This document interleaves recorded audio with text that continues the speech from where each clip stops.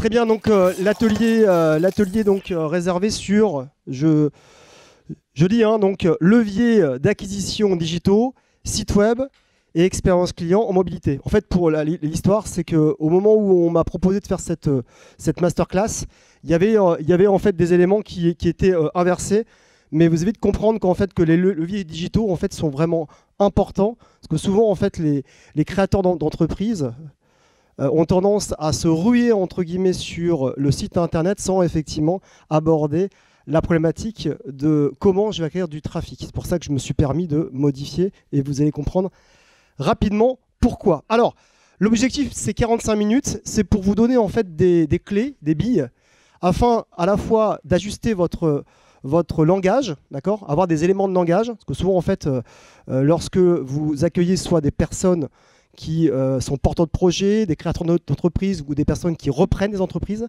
et ben c'est vrai qu'ils vont vous tester rapidement. Et donc là, derrière, quand on a les sourcils qui commencent à se lever, bah, c'est toujours pas bon signe en ce qui concerne justement cette compréhension et ce niveau de confiance que vous pouvez avoir en tant qu'accompagnant.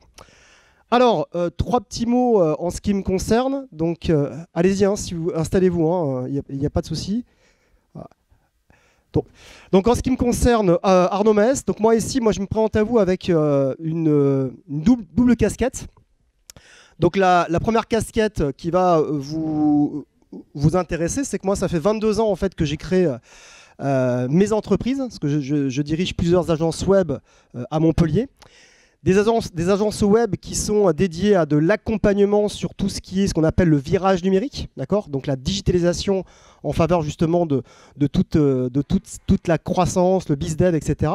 Donc quelques éléments, donc notamment peut-être entendu parler Web de Conseil, qui est mon entreprise. Également, on a je suis cofondateur de la marque ID Réseau, qui sévit beaucoup dans le domaine du tourisme. On a un des plus gros catalogues de formation de France, et également sur une agence plutôt dédiée d'ailleurs à l'accompagnement en pépinière ou en incubateur, qui est Synergie for Biz. Alors, nos clients, c'est qui ? C'est en fait, alors je vais en citer quelques-uns, désolé pour, je vais essayer de ne pas trop en oublier. Donc c'est le Big de Montpellier, c'est Alter Incube, c'est également la Chambre des métiers. Moi, ça fait plus de 20 ans que j'évangélise avec mon bâton le digital au niveau des artisans, l'ORIF PL, qui est en fait la maison des professions libérales, les SAT, les CCI, les fédérations régionales d'office de tourisme, et j'en passe. Donc là, en fait, c'est plutôt la partie, effectivement, toute la partie incubateur et pépinière. Et effectivement, l'accompagnement de tout ce qui est des TPE, PME et des grands groupes, d'accord ? Donc je ne suis pas ici. Et donc l'autre casquette, c'est la casquette, vous avez quelques collègues à moi ici, je suis professeur des universités associées depuis maintenant une bonne dizaine d'années à Montpellier Management, Université de Montpellier, sur lequel je dirige en fait le Master 1, Master 2, Marketing Sport et Loisirs et Tourisme. Mais plus largement en fait, par rapport à ma vingtaine d'années d'expérience, je m'occupe également d'une bonne partie de tout ce qui est la digitalisation, en tout cas en faveur des étudiants qui sont d'ailleurs, on les retrouve dans les cursus d'accompagnement. Alors, rapidement, parce qu'on a des collègues ici, également je suis référent Pépite, d'accord ? Également, j'interviens sur tout ce qui est toute la partie iLab. Voilà. Alors, pourquoi en fait j'ai atterri à l'université ? Simplement parce que j'ai un doctorat, ça va un peu vous intéresser sur les techniques d'infiltration en fait sur les réseaux sociaux à des fins de conversion. Donc c'est exactement ça qui. Donc voilà, donc j'étais une des premières thèses en France donc par rapport à ça. Mais vous avez compris, moi je suis du tactico-pratique côté terrain. Voilà, vous avez une rapide présentation en tout cas sur en tout cas qui je suis. Alors on va débuter si vous voulez bien sur. Alors je suis désolé, je vais le lire. Donc j'aime bien commencer en fait une conférence, un atelier de ce type-là par rapport à une citation. Alors cette personne-là, en fait, s'appelle Eric Schmidt. Alors, c'est pas n'importe qui, c'est lui qui a dirigé une bonne partie de toutes les opérations de Google. Et maintenant, en fait, ce monsieur dirige Wikipédia. Alors lui, en fait, il a dit une chose assez intéressante qui est, je lis, pour ceux qui ont du mal à le lire, le web sera tout, mais il ne sera rien. Il est comme l'électricité, il est juste là, partout et tout le temps. Et effectivement, là on voit notamment par rapport aux différentes conférences, on sent que l'aspect digital, il est dans toutes les strates et surtout dans les phases d'accompagnement, il devient omniprésent. On parlait, je sors d'une conférence sur les formations hybrides, etc., etc. Bref, le problème, c'est que réussir à s'en emparer, ça veut dire appréhender, entre guillemets, des problématiques. Et la difficulté qu'on peut avoir au niveau des personnes que j'accompagne, que ce soit des grands groupes ou que ce soit des porteurs de projets, c'est que tout de suite, ils pensent qu'avec le digital, ils vont révolutionner leur chiffre d'affaires. Alors là, on va sur Facebook, je vais devenir millionnaire. J'en ai pas connu beaucoup, ça arrive, mais globalement, c'est un peu ça. Donc vous devez aussi les freiner. Et notamment quand on parle de digital, ce qui est super important, c'est de dire, on parle beaucoup de stratégie, de digital marketing. Il ne faut pas oublier un élément, c'est qu'il y a le mot marketing devant. D'accord ? Et en fait, on va voir, il faut passer sur des fondamentaux. Et ces fondamentaux, c'est le préambule, en tout cas, de tout accompagnement. D'accord ? Ça veut dire que moi, quand j'ai des porteurs de projets ou des personnes qui sont à la tête de plusieurs salariés qui veulent rapidement aller sur les outils, je leur dis stop. D'accord ? C'est quoi votre positionnement ? C'est quoi l'aspect marketing ? Et après, on réfléchit à la stratégie marketing. D'accord ? Et ensuite, c'est uniquement les outils, d'accord, que l'on va déployer. Alors moi, par rapport à cette... j'ai 45 minutes, hein, donc vous n'êtes pas sorti d'ici en étant des ingénieurs en digitalisation de l'accompagnement, mais j'ai voulu en fait que vous puissiez repartir avec une boîte à outils, en tout cas avec 5 idées, 5 thématiques sur lesquelles vous devez... C'est votre grille d'analyse quand vous voyez des porteurs de projets ou des créateurs d'entreprises ou des personnes qui reprennent des activités. Alors, je vais vous le lire hein, par rapport à ça. Donc pour moi, en fait, ça, c'est la base. C'est les 5 objectifs fondamentaux d'un site web. Parce qu'on parle bien effectivement d'une façon, d'une vitrine, d'une communication virtuelle. Alors, systématiquement, en fait, il y a toujours ces 5 éléments à prendre en compte. Et on va donc ensemble les détailler. Le premier, la problématique, c'est être vu. Deuxième élément, bien sûr, c'est du marketing, c'est séduire sa cible. Troisième élément, informer. Quatrième élément, souvent largement sous-exploité ou carrément absent de toute stratégie, rassurer et humaniser. Je vais vous donner quelques exemples, vous allez vite comprendre. Et ensuite, il ne faut pas oublier une chose, c'est qu'on ne travaille pas vos porteurs de projets, ils sont là pour créer un modèle économique. Ils doivent créer de la valeur ajoutée. Et cette valeur ajoutée, souvent je dis, mais c'est bien ton site là, mais en fait, ça sert à quoi? Ah bah c'est un book, etc. Non, mais est-ce que ça te sert à vendre? Est-ce que ça te sert à convertir des visiteurs en prospects? D'accord? Donc les prospects, c'est quoi? C'est le fait que les personnes puissent vous appeler au téléphone ou demande de devis. Ah bah non. Ça n'a pas été configuré comme ça. Il va cliquer sur contact, et puis de contact, etc. Et là, je leur dis, regarde en situation de mobilité. Regarde ton menu. Contact. Tu vois comment ton prochain prospect galère à essayer de te contacter. Et ça, c'est dans votre rôle de lui dire, non, mais il faut faciliter le plus possible ces prises de contact. D'accord ? Alors, on va commencer par le premier, si vous voulez bien, qui n'est pas des moindres, qui est la notion, en tout cas, d'être vu. Alors, être vu, en fait, vous avez dû lire, entendre, voir des webinaires, etc. Il y en a partout, surtout avec cette crise sanitaire. Hein, voilà. Mais avant tout ça, être vu, il faut examiner, en fait, la problématique du référencement. Mais comment mon site, comment mes informations vont être visibles? Et ça veut dire que par rapport à ça, il faut se poser les questions et vous devez leur poser ces questions.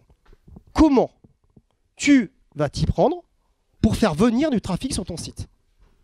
Et quels sont les leviers digitaux que tu vas utiliser? Et là, tout de suite, vous allez voir, il va dire Facebook, une page Facebook. Non. D'accord? Il faut trouver beaucoup plus d'éléments et surtout, en fait, il faut ouvrir les chakras. Et c'est un peu cet élément que je vais vous montrer, c'est d'avoir une approche, c'est l'universitaire qui parle, hein, systémique des choses. D'accord? Les Québécois appellent ça le zoom out, le zoom in et le zoom out. Cette vision systémique, en fait, alors excusez-moi, je ne suis pas graphiste, hein, donc encore une fois, je suis bien content que le vidéo soit pâle, comme ça vous ne voyez pas la pauvreté graphique de mon schéma, mais je vais quand même vous le commenter. Alors, au centre en fait de ce schéma, vous avez en fait gestion du trafic sur son site web ou ses pages web, d'accord? Donc vous avez en fait une première famille que j'ai mis en rouge, qui sont ce qu'on appelle des leviers payants. d'accord. Alors les leviers payants, en fait, hein, je vais vous les citer rapidement, d'accord. Vous avez la publicité payante de Google, d'accord. On met en fait, dès que la personne met un mot-clé, automatiquement, on achète des espaces de pub et les espaces, en tout cas les bannières publicitaires, arrivent sur le moteur de recherche, qu'on appelle ça les AdWords, d'accord. Ou, et je vous conseille d'aller voir quelques webinaires, les AdWords Express. Voilà, c'est une espèce d'agence, enfin d'agence, comment dire, une régie publicitaire ultra optimisée. Pas besoin de compétences fortes, c'est l'intelligence artificielle qui s'en occupe. Ensuite, vous avez ici la publicité sur les médias sociaux. Donc c'est tout simplement, on fait un post Facebook, on voit effectivement que le retour sur l'engagement est intéressant et on peut simplement cliquer sur booster. D'accord ? Et donc derrière, ça permet d'avoir une meilleure couverture. Ensuite, vous avez toutes les campagnes d'emailing. D'accord ? Donc bien sûr, alors les campagnes d'emailing, il y en a qui me disent ouais, mais je fais ça sur Gmail. Non.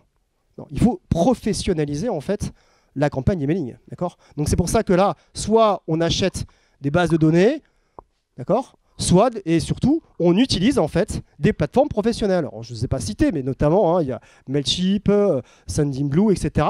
Et l'avantage, c'est qu'il y a certaines solutions qui ont donc jusqu'à 1000 envois par mois gratuits. Donc ça permet aussi de donner un petit coup de pouce, parce qu'on sait que nos porteurs de projets ont les poches un peu vides.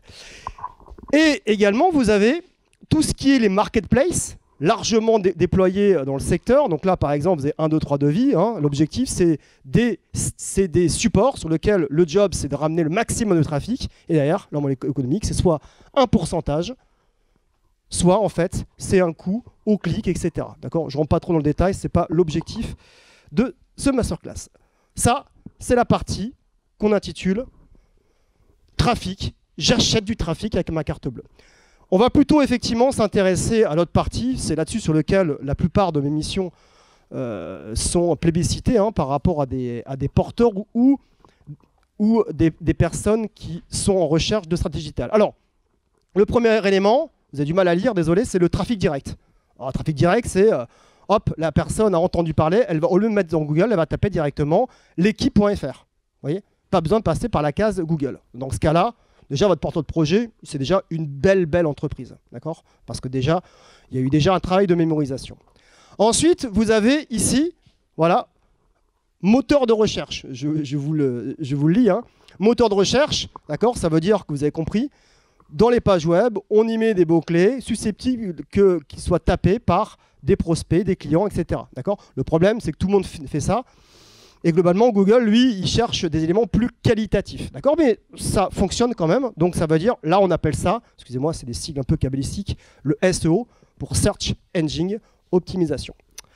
Ensuite, vous avez, bien sûr, les réseaux sociaux.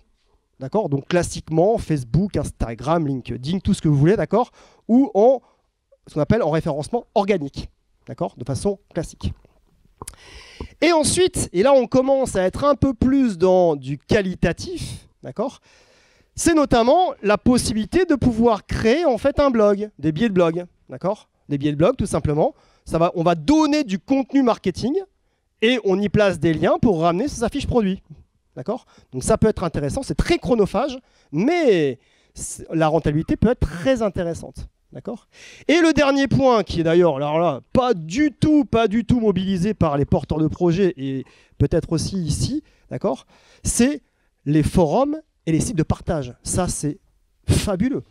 Pour réussir à identifier ces sites et ces supports, moi, il y a encore certains forums, alors j'en cite quelques-uns, hein, auféminin.com, Doctissimo, tout ce que vous voulez, quoi, d'accord ? Et derrière, en fait, on est capable de répondre aux questions, on appelle les topics, d'accord, des personnes qui se posent plein de questions. D'accord ? Alors, il ne faut pas y aller au bazooka en disant avec le code de Toto34, vous avez 15% de réduction. Vous allez vous faire rapidement identifier par le modérateur. Mais simplement, vous répondez aux problématiques. Les professionnels sont capables d'argumenter et vous proposez aux utilisateurs de forum de tranquillement aller sur le site du porteur de projet ou de l'entreprise pour continuer leur lecture. Vous comprenez ? Et dans ce cas-là, effectivement, l'acquisition peut être intéressante. D'accord ? Donc là, en fait, on est vraiment sur quelque chose qui est vraiment essentiel. Alors, Alors ça c'est super, hein, ça fait rêver. Généralement quand je montre ça, ça fait des étoiles dans les yeux des porteurs de projets, mais ça c'est génial, d'accord. Le problème, vous avez compris, la chute, elle est terrible. Alors là en fait, c'est la notion d'arborescence classique. Ça veut dire en gros une page d'accueil, des catégories, rubriques, d'accord. Donc on est sur une navigation entre guillemets descendante. Page d'accueil et on pense effectivement qu'on construit le site et toutes les personnes passent par la page d'accueil et ils descendent. D'accord? Est-ce que vous pensez sérieusement, je ne vais pas vous refaire l'animation, que ce que je suis en train de, ce que je vous ai indiqué dans le grand schéma qui n'était pas beau, est-ce que vous pensez que cette arborescence est pertinente par rapport à ça? Pourquoi? Quelqu'un rapidement là, j'aime bien ce dynamique. Pourquoi c'est pas possible? Pourquoi c'est pas efficient en fait? Exactement, d'accord? Et ça en fait, on est vraiment sur ce qu'on appelle là, dans ce qu'on appelle ici du marketing de l'offre. Je suis une belle entreprise, je parle de moi, mais à quel moment en fait tu parles des problèmes de tes clients? Après là, mais avant, tu parles trop de toi, d'accord? Il faut comprendre une chose, c'est qu'on a une chance incroyable, alors, Google ou autre, hein, c'est que les personnes formalisent leurs problèmes sur une barre de recherche. Et vos porteurs de projets sont censés être une source de solution, vous comprenez? Donc il faut bien sûr, vous avez compris, hein, alors j'ai passé beaucoup de temps à faire cette animation, bien sûr, pas du tout efficient. D'accord? Voici en gros ce qui pourrait être intéressant. Il y a d'autres modèles, mais celui-ci en tout cas peut être intéressant. Donc là vous avez d'un côté l'arborescence que l'on vient de voir, marketing de l'offre, et là nous sommes sur un marketing de la demande. D'accord? Sur lequel en fait on ne raisonne plus en catégorie, mais on raisonne en thématique ou en sous-thématique. Et on travaille de telle manière on appelle ça en silo sémantique. Le silo sémantique, hein, c'est pas un gros mot, c'est qu'en gros, on a fait en sorte que dans cette thématique-là, on a répertorié une 50aine ou 70 mots-clés ou expressions que les clients peuvent potentiellement taper dans les barres de recherche ou dans la recherche sociale. Je parle aussi effectivement tout ce qui est Facebook, etc. Donc l'objectif c'est quoi? C'est principalement en fait de réfléchir à ça, d'accord? Donc ça veut dire que quelle est la thématique sur laquelle j'ai un avantage concurrentiel? Ça c'est essentiel. Et par rapport à ça en fait, on va faire en sorte de créer les pages et on va jouer au sudoku. Vous comprenez ce que je veux dire? On va essayer de mettre dans les pages les mots-clés ou les expressions clés que potentiellement ils vont pouvoir être tapés. Bilan, en fait, quand je reviens à mon schéma qui était, je vous rappelle, pas très beau. D'accord? On a en fait nos réseaux sociaux qu'on a payés, donc les Facebook Ads et Insta Ads, les AdWords, etc. etc. L'objectif, c'est quoi? Principalement, c'est de générer, entre guillemets, ce qu'on appelle du link juice, d'accord? Du lien, et directement sur ce qu'on appelle ça en anglais des landing pages, en français des pages d'atterrissage, où on sait pertinemment que l'on va attirer en fait du flux et on va faire en sorte de faire débarquer en fait ces internautes sur des pages qui sont dédiées à ça. Et en faisant ça, ce qui va être intéressant, c'est qu'on peut effectivement le faire en version payante, mais bien sûr, vous avez compris, en version organique. Et là, vous rentrez en jeu, vous accompagnant. Parce que derrière, en fait, par rapport à ça, ça va vous permettre principalement de populariser de façon artificielle 1, 2, 3 pages. Alors attention, ça, une stratégie comme ça, on n'en fait pas 10 ou 12, hein, on en fait 2 ou 3. Et c'est la notion de tête de gondole. Vous savez, dans une grande surface, c'est ça. D'accord? On fait en sorte de populariser en fait, ces éléments-là. Et on aménage en fait, ces pages pour que, d'une part, les personnes passent du temps sur ces pages. Il faut comprendre que l'algorithme de Google, d'accord, lui, en fait, il regarde le temps passé sur les pages. En moyenne, c'est entre 30 et 1 minute. Si vous êtes au-delà de 30, au-delà de 10 minutes, 60 secondes, dans ce cas-là, effectivement, vous passez en bonus. Vous comprenez? Et en plus de ça, plus vous faites des liens internes, vu que c'est une page qui vous permet d'avoir beaucoup de trafic, vous les arrosez sur les autres pages dans la thématique. Ce qui fait que l'internaute, en fait, il va découvrir la page d'accueil en navigation inversée. Vous comprenez? Et là, ce qui va être intéressant, c'est que Google, lui, qui a l'habitude d'auditer les sites par la page d'accueil, d'accord, il va dire, les robots là, ce site-là, vous n'allez pas passer l'indexation par cette page-là. Vous allez me faire comprendre pourquoi Cette page-là a 750 visiteurs mensuels et celle-là, elle en a 1200. Donc, en provoquant le comportement de vos internautes, vous allez faire un flag rouge à Mountain View, en Californie. Google, les sièges sur les serveurs. Ce qui fait qu'automatiquement, les robots vont dire non, là, on va comprendre pourquoi ces pages-là sont aussi populaires. Et c'est ce qui vous permet de référencer toutes les autres pages. Voilà, en fait, une stratégie digitale. En 7 minutes, j'aurais 10 000 choses à vous dire de plus. Mais globalement, ça, c'est important. Passer d'une démarche de marketing de l'offre à une démarche de marketing de la demande. D'accord ? Est-ce qu'il y a des questions? N'hésitez pas, si on sait que j'ai des minutes, je dois faire attention parce que je parle beaucoup. Mais est-ce que vous avez des questions? Est-ce que c'est clair pour vous, ça? Très bien. Alors, maintenant, parlons de Google. D'accord? Alors, là, c'est principalement pour vous faire comprendre et d'appréhender, entre guillemets, ce secteur-là. Donc là, je ne suis pas Google, d'accord? Vous avez bien compris, mais globalement, faut pas se mentir. Google, c'est 93%, je crois, plus de 93% de part de marché. D'accord? Donc après, oui, on me dit, oui, mais pourquoi tu ne parles pas de Bing, etc. Ok, mais vous voyez, si on est sur du 2%, vous voyez, je veux dire, bon, globalement, les algorithmes de Google, tous les autres reprennent ces mêmes algorithmes. Donc ça, c'est un premier point. Deuxième point, c'est que, on l'a dit dans les nombreux ateliers qu'on a entendus, c'est qu'il y a à la fois, effectivement, la notion de mobile, comme sur le PC, c'est pareil. Et il faut d'ailleurs, on le verra, être beaucoup plus attentif, en tout cas, à ces dimensions-là. Donc, avoir un bon référencement naturel, efficace, c'est bien, mais ce n'est pas suffisant. Pourquoi? Parce que, principalement, ici, et je pense qu'ici, vous l'avez compris, c'est quand je prends... Je m'étais embêté à vous trouver des beaux schémas, là. Vous avez vu ce qu'ils m'en ont fait avec le vidéo?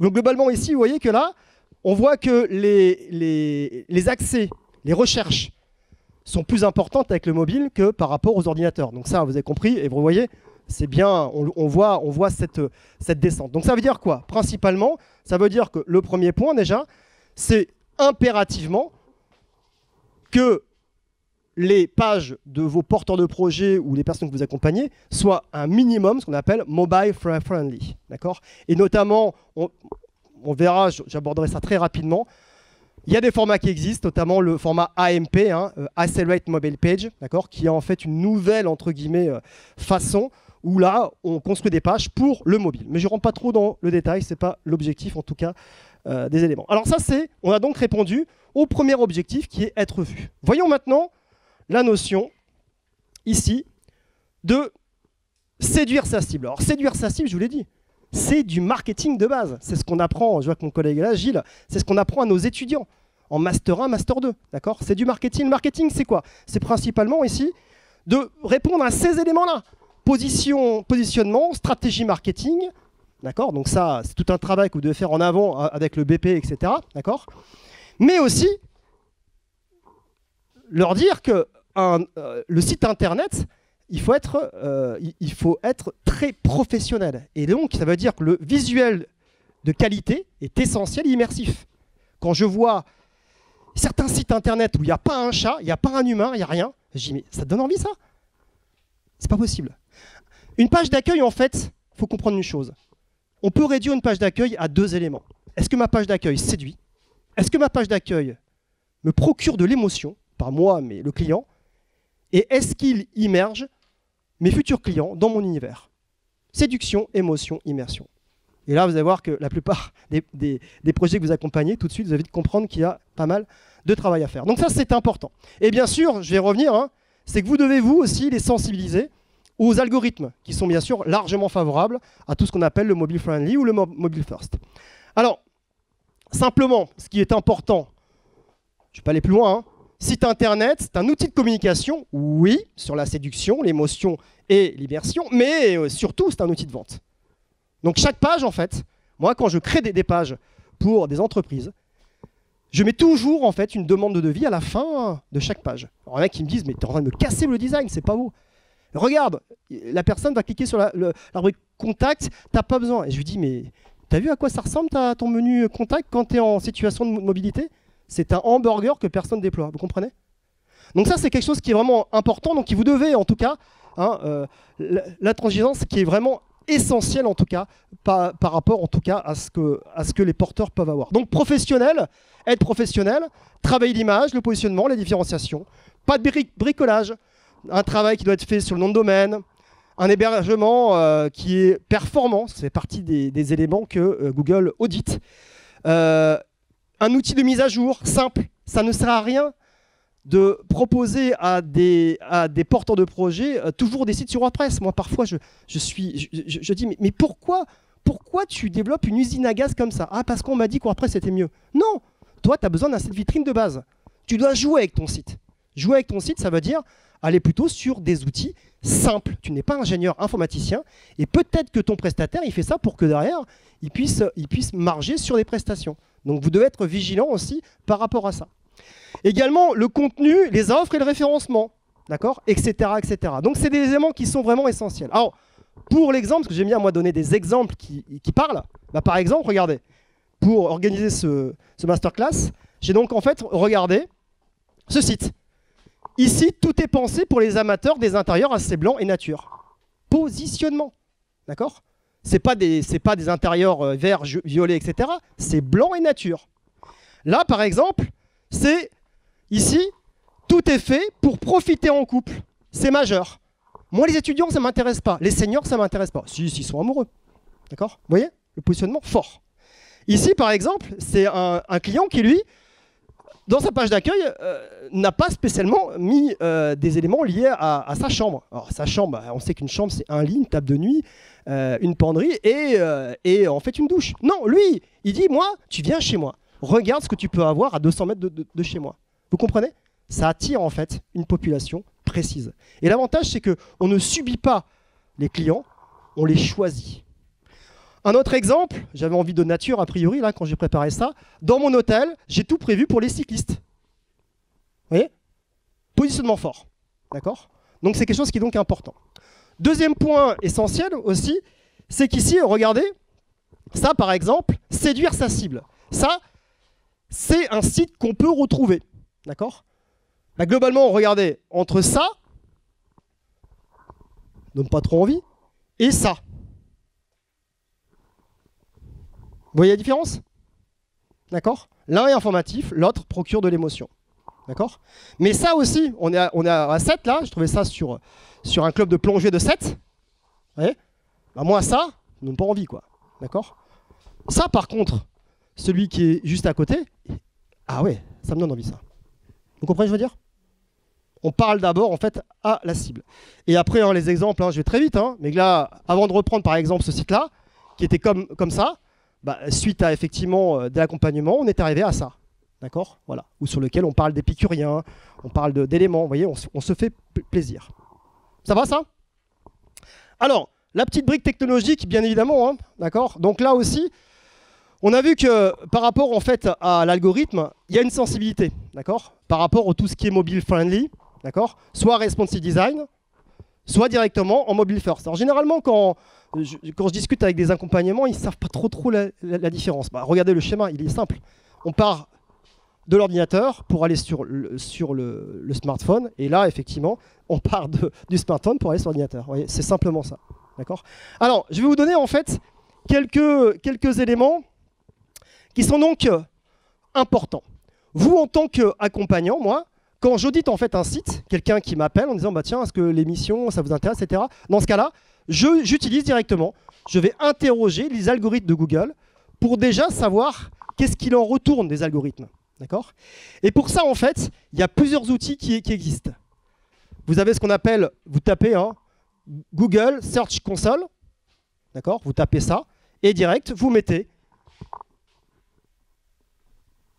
l'adresse du site internet du porteur de projet ou de l'entreprise, et déjà, vous avez des petites idées intéressantes. D'accord? Donc ça, c'est le premier point. Deuxième point, et ça, je l'utilise régulièrement aussi, c'est que par exemple, vous avez ici voilà, un outil qui clairement indique au porteur, enfin en tout cas au créateur de site, en tout cas le chef d'entreprise, si effectivement son site est bien conçu ou pas. Et pour ça, vous avez un outil qui s'appelle Test My Site, Think with Google. Test My Site, Think with Google. D'accord? Donc Bilan, tout simplement, c'est un outil gratuit qui vous permet, comme je vient de vous indiquer. Vous mettez tout simplement l'adresse du site internet et automatiquement la sanction est immédiate. Là, par exemple, vous voyez, sur un client, il me dit, bah là, en 3G, ta page d'accueil met 20 secondes à se charger. Vous attendez 20 secondes, vous? Donc déjà, là, je dis, là, c'est pas bon. Et là, en fait, il dit, globalement, à cause de ça, ton manque de performance, tu perds quasiment 35% des personnes sur les premières secondes. Donc autant vous dire que là, il y a un énorme travail à faire. Donc ça, c'est des éléments sur lesquels vous pouvez utiliser. Et ça vous permet, en tout cas, déjà, d'avoir des pré-audits, voyez. Et donc, il vous dit, bah, il propose quelques correctifs, mais globalement, attention, il vous fait gagner 5 secondes. Alors moi, si ma table de calcul est bonne, 20 moins 5, 15 secondes, c'est pas assez. Dans ce cas-là, effectivement, il faut refaire un site.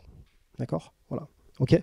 Donc ça veut dire, en gros, ça c'est important parce que, globalement, on est sur des performances sur lesquelles un site internet doit principalement se charger, en tout cas, entre 2 et 3 secondes, surtout quand on est en 4G ou en 3G. D'accord? Donc c'est quelque chose qui est donc important. Alors, très rapidement, pour pouvoir être dans les clous, la notion en fait de site responsive, d'accord, c'est simplement en fait, c'est que le design s'adapte automatiquement aux écrans, d'accord. Donc c'est de façon dynamique. Ok, je rentre pas trop dans le détail, mais c'est vraiment ça, d'accord. C'est ce qu'on appelle en fait ça se fait automatiquement. Ensuite, vous avez la notion un peu moins connue qui est ce qu'on appelle le mobile first. Donc tout ce qui est notamment faire un site mobile en plus du site normal. Ça veut dire que globalement, en fait, vous avez ici 2 sites qui sont créés, l'un pour le mobile, qui est là, et l'autre pour les desktops. D'accord? Donc ça veut dire aussi que c'est deux... Voilà, c'est donc ici, vous avez le nom de domaine et vous avez la partie M qui permet effectivement de dire que vous êtes en version mobile.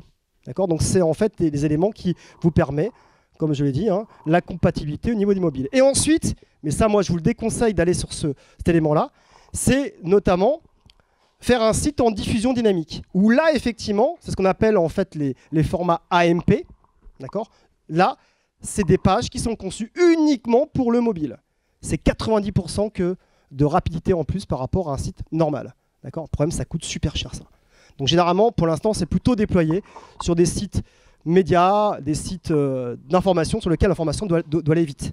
D'accord? Mais globalement, moi, je conseille, et c'est ce que vous devez retenir, faire un bon site, d'accord, qui puisse être responsive et qui puisse se charger rapidement.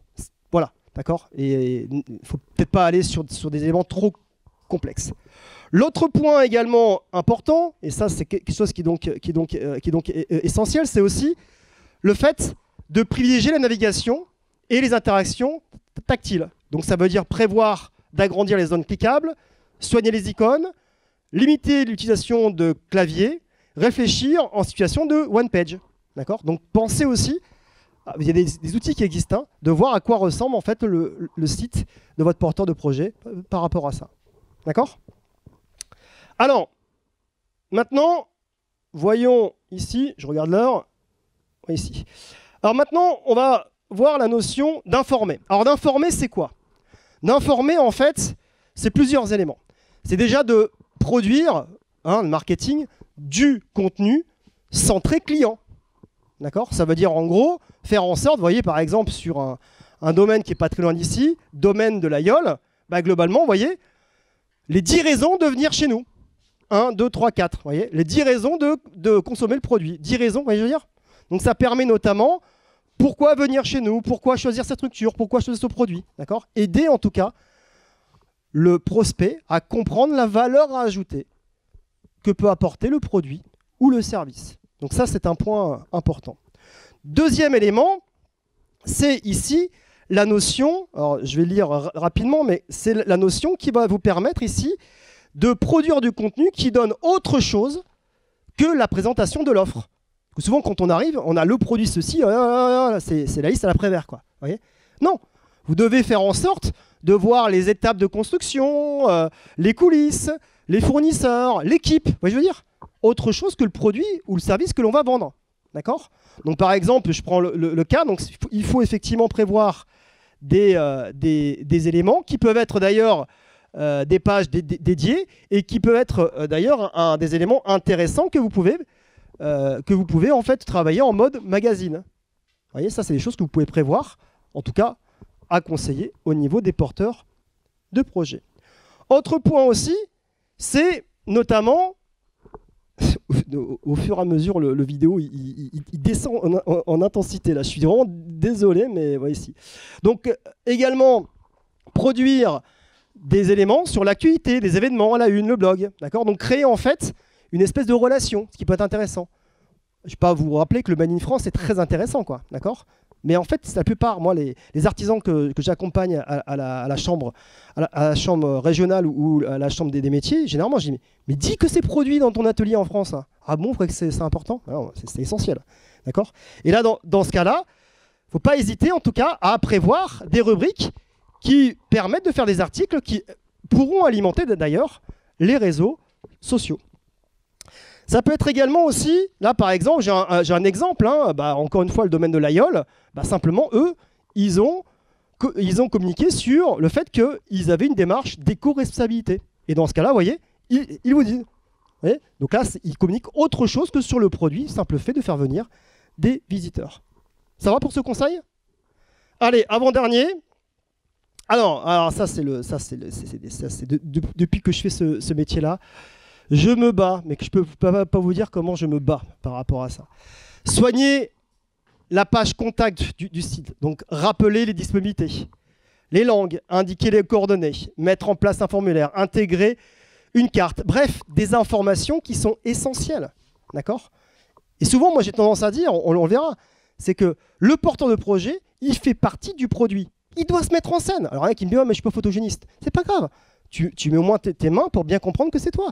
Et puis combien même, si c'est pas toi, tu peux effectivement prendre des banques d'images. Attention, banque d'images, hein, je suis pas fan, mais globalement, il faut montrer qu'il y a de l'humain, que c'est pas produit à l'autre bout du monde, quoi. D'accord? Donc ça veut dire ici, regardez, il faut humaniser le plus possible. Vous voyez? Voilà. Ça, c'est quelque chose qui est donc essentiel, que vous devez d'ailleurs largement communiquer. Et donc là, notamment, moi en tout cas, avec mes collaborateurs, on évangélise ça en disant, mais vous devez présenter votre historique, vous comprenez? Parce que derrière, la personne va consommer un petit bout de votre histoire. Ok? Et ça, c'est quand même important. Alors, bien sûr, après, et là, on en a en plein dedans, vous voyez, il y avait des logos là. Je dis, je vais les remettre là-haut, vous voyez? Oui, bien sûr. C'est qu'aussi, il faut conseiller à vos porteurs de projet de mettre en évidence des signes de reconnaissance extérieure. D'accord? Donc là, vous voyez, hein, d'accord? Mais aussi, quand ils ont des articles, vous voyez, ils les gardent sur leur disque dur, où c'est pas mis en évidence, c'est scanné, mais vraiment pas de façon très qualitative. Donc, généralement, ces éléments se placent en bas dans le footer. Footer, le pied de page. D'accord? Donc ça, c'est un élément qui est donc de réassurance qui est important. Et bien sûr, l'élément réassurance important, c'est de mettre en avant les avis, les testimoniaux. Alors, pas la peine d'en mettre 50 000. Mais globalement, ça, sur la page d'accueil, ça favorise aussi largement, en tout cas, la conversion. D'accord? Donc, Google My Business et j'en passe, bien évidemment. D'accord? Voilà, ici. Des témoignages. D'accord? Ça aussi. Ça peut être donc intéressant. Et bien sûr, hein, utiliser les contenus issus des réseaux sociaux comme des éléments de rassurance. Il faut provoquer ces situations. D'accord?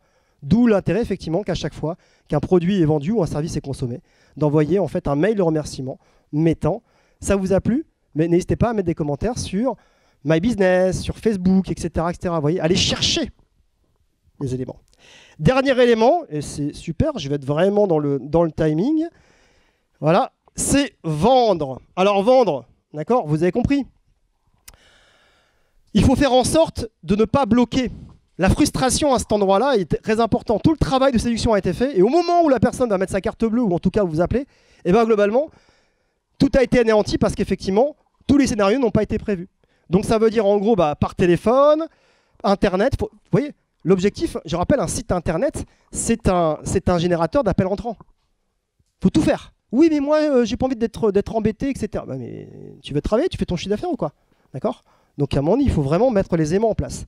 Donc bilan, l'objectif ici, c'est effectivement de mettre le maximum d'éléments sur les descriptifs, les photos, descriptifs, les services inclus dans les services payants, les disponibilités et une FAQ.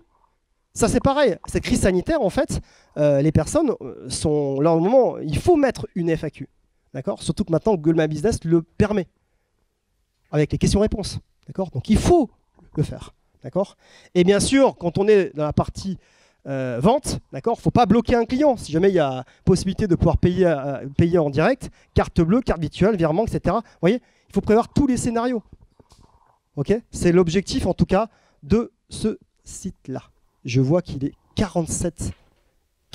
J'ai 2 petites minutes de retard. J'espère, en tout cas, que vous avez été plongé dans ce bain. Alors, je suis à votre écoute, en tout cas, si vous avez des questions, des éléments sur lesquels vous souhaitez qu'on revienne. Est-ce que déjà ça vous a éclairci, entre guillemets, le nuage obscur de la digitalisation et des leviers? Oui, je t'écoute. Moi j'ai une question sur les porteurs de projets qui sont en B2B. Oui. Est-ce qu'il y a des... Et du coup, où l'achat impulsif, enfin, on n'est pas sur les mêmes ressorts, est-ce qu'il y a des... B2B, achat impulsif, c'est rare quand même. Hein. Oui, voilà. Ouais, C'est ouais. pas les mêmes ressorts. Ouais, ouais. La transaction, c'est pas Ouais. instantané, que la mobilité n'est pas la même. Est-ce que vous avez des préconisations, des approches, des conseils particuliers? Alors, quand on est sur une démarche en fait en B2B, d'accord, il faut principalement en fait utiliser déjà les leviers d'acquisition qui sont effectivement les pages LinkedIn, des flux Twitter, même si Twitter est en train de baisser.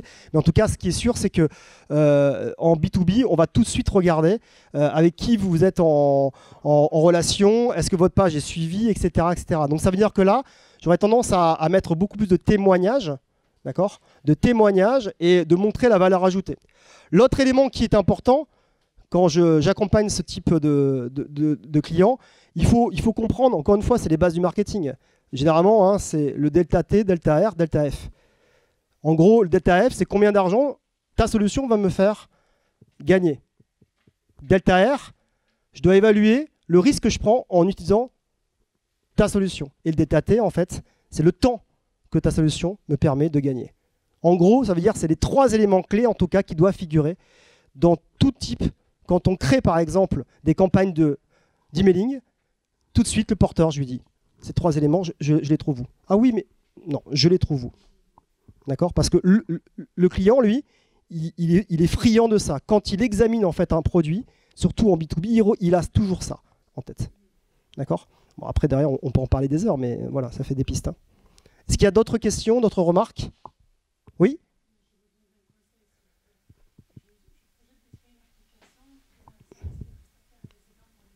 Oui?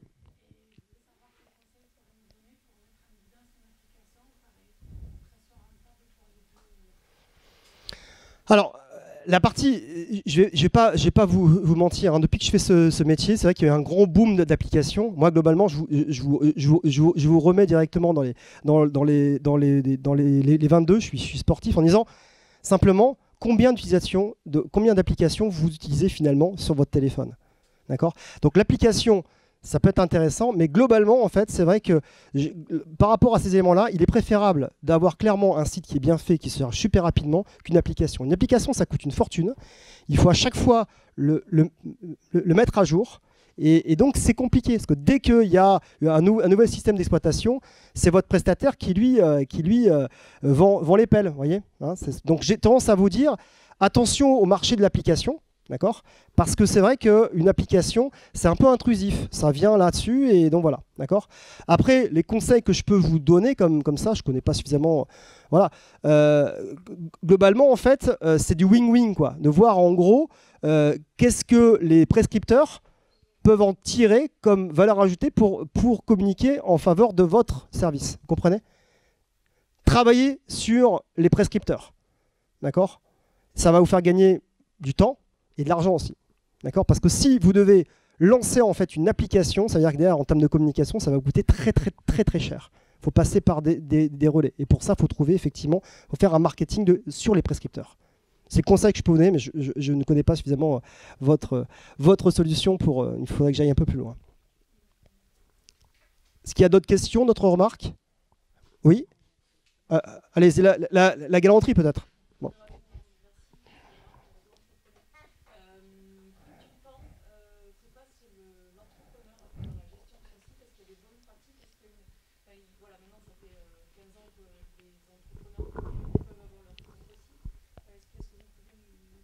Alors, quasiment, je crois qu'en termes de déploiement, je dois être depuis que je fais ce métier-là, je dois être à 3 ou 4 000 sites déployés. Vous voyez, donc en fait, j'ai un peu de retour par rapport à ça. Ah, c'est moi.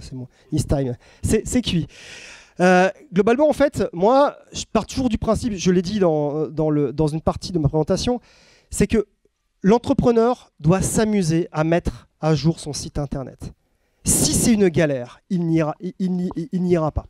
Donc ça veut dire qu'en termes de temps, il faut que ça soit fluide. Si c'est pas fluide, ça va devenir en fait boring. Ça veut dire que derrière, ils vont pas spécialement prendre du plaisir et le temps sera beaucoup plus important pour pouvoir effectivement mettre les éléments donc, à jour. Moi, souvent, cette question, on me la pose. On me dit, mais vous, monsieur Mess, mais vu le métier que vous faites, vous devez être constamment en fait sur vos réseaux. Non. J'ai une vie de famille, etc. Simplement, en fait, j'ai fait en sorte de mettre les bons tuyaux au bon endroit. Et j'ai des fréquences qui me permettent de dire, voilà, lorsque je crée en fait un post, c'est ce que je dis, hein, il est préférable de créer 2 ou 3 posts par semaine, bien faits, que d'en faire 5 ou 6 qui vont, entre guillemets. Voilà. Donc ça veut dire, en gros, le conseil, c'est être plutôt en qualitatif qu'en quantitatif, vous avez compris ça. Et le temps passé, moi, souvent, quand j'accompagne des personnes qui ont des sites d'e-commerce, je leur dis attention, c'est très chronophage et vous avez passé votre temps à faire autre chose que la valeur ajoutée en tant qu'entrepreneur. D'accord? Donc, le temps passé, c'est compliqué, ça dépend là. Mais un site internet ou des réseaux sociaux, on passe 1 à 2 heures, pas plus par semaine. D'accord? Mais ce qui est sûr, c'est qu'il faut prévoir, et je vous conseille de leur programmer, dire dans ton emploi du temps, tous les lundis, de 8h à 10h, tu bloques ça sur ton Google Agenda. Et c'est dédié, en fait, aux posts, etc., etc. Et s'ils ne le mettent pas, ils vont faire ça à l'arrache, entre 2 pauses café, etc., etc. Voilà. Ça veut dire qu'il faut avoir une véritable stratégie. Donc le temps, je ne peux pas vous dire, voilà, mais en tout cas, c'est ce type de conseil que j'aurais tendance, effectivement, à donner. Je vous écoute.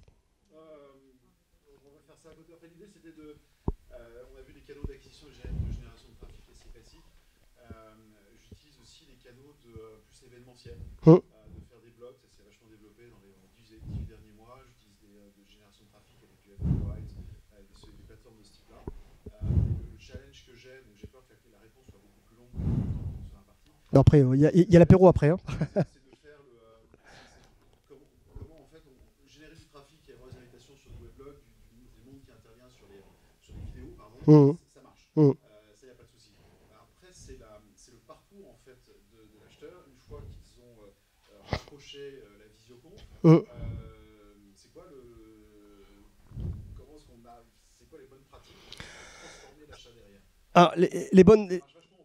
Ouais, en B2B. Alors, déjà, en fait, vous devez provoquer toutes les situations possibles pour collecter en fait des informations sur la personne. Alors, bien sûr, le mail, soyons clairs, mais en tout cas, ça, c'est important. Faut le provoquer.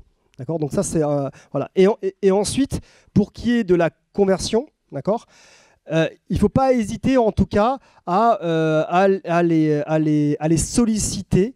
Alors, les solliciter, peut-être pas sur les réseaux sociaux, parce que c'est très intrusif, mais par des campagnes d'emailing, d'accord, de leur dire, bah voilà, sur l'événementiel, J-10, J-, voilà, là, on organise un gros salon dans un mois à la Napoule, c'est ce qu'on fait. C'est qu'on a un rétro-planning, ben voilà, J-10, etc. Et l'objectif, c'est quoi? C'est que chaque intervenant puisse effectivement arroser pour remplir en fait son webinaire, etc. Vous voyez, je veux dire. Donc ça veut dire aussi, encore une fois, la réponse, travailler sur des prescripteurs. D'accord? Donc voilà. Et je pense qu'en fait, ce qui est important, c'est cette communication sociale. Il faut travailler en fait sur cette fibre. D'accord? C'est que les personnes vont être intéressées parce qu'ils connaissent super bien le conférencier. Enfin, super bien. En tout cas, ils savent d'où est-ce qu'il vient, etc. Vous voyez? Et souvent, en fait, ça marche très bien dans l'événementiel. D'accord? Que de dire, bah tiens, je fais un masterclass, mais en fait, il n'y a que le nom et la société, point. D'accord? Donc, voilà. Donc ça, c'est quelque chose qui est donc important. Je vous rappelle que les internautes et les socionautes sont très curieux. Ils aiment bien regarder les backstage. Vous voyez? Donc voilà. Est-ce qu'il y a d'autres questions, d'autres remarques? Bon, de toute façon, je déjeune avec vous, hein, si nécessaire. Vous pouvez m'aborder. Ça serait avec plaisir de répondre à vos questions. Merci pour votre écoute.